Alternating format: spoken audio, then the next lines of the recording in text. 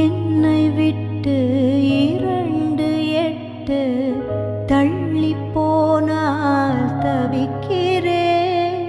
மீண்டும் உன்னை அள்ளி எடுத்து கருவில் வைக்க நினைக்கிறேன்.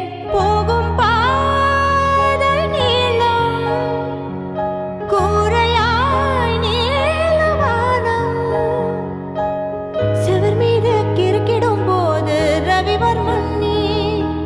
பசி என்றால் தாயிடம் தேடும் மானிட மர்மம் நீ. நான் கொள்ளும் கர்வம் நீ.